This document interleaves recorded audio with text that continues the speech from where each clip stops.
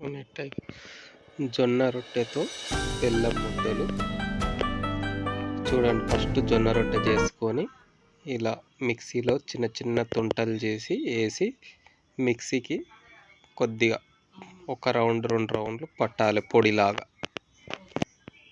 మిక్సీకి ఇలా పట్టి ఇగో ఇలా పొడిలాగా అవుతుంది. దాన్ని ఒక గిన్నెలో తీసుకొని ఇగో తాటి బెల్లం, మనం ఏ బెల్లమైనా వేసుకోవచ్చు. బెల్లం లేకపోతే కొందరు షుగర్ పౌడర్ అయినా వేసుకోవచ్చు. బెల్లం అయితే ఆరోగ్యానికి చాలా మంచిది. నేనైతే తాటి బెల్లం వేస్తున్నాను.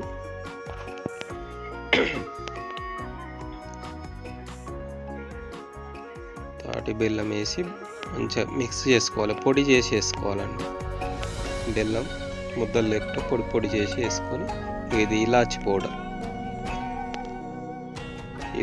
పౌడర్ మిక్సీ పట్టి ఇలాచి పౌడర్ వేసుకొని మంచిగా మిక్స్ చేసుకోవాలి. అంతా కలుపుకోవాలి.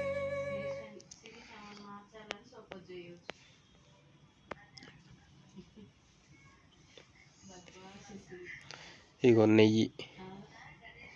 నెయ్యి కరగబెట్టుకొని వేసుకుంటే బాగుంటుంది. లేదంటే ఇట్లా వేసి ఇగో లైట్గా వేడి పెడితే, పొయ్యి మీద వేడి చేస్తే ఏమవుతుందంటే ఆ బెల్లము ఈ నెయ్యి కరుగుతుంది.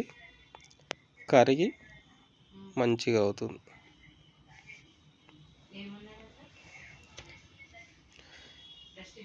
ఇలా మంచిగా మిక్స్ చేసుకోవాలి. మొత్తం కలుపుకోవాలి.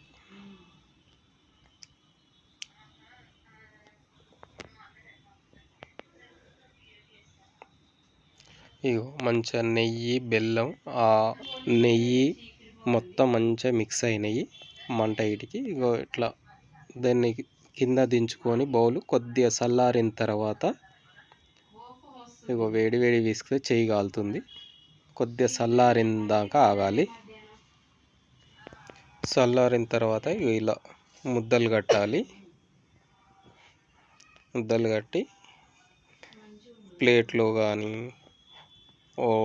డబ్బాలో కానీ కట్టి రోజు ఒకటి తింటే పిల్లలకి ఇస్తే పిల్లలకి పెద్దలకి చాలా రక్తం వస్తుంది, బ్లడ్ పెరుగుతుంది, హిమోగ్లోబిన్ చాలా పెరుగుతుంది.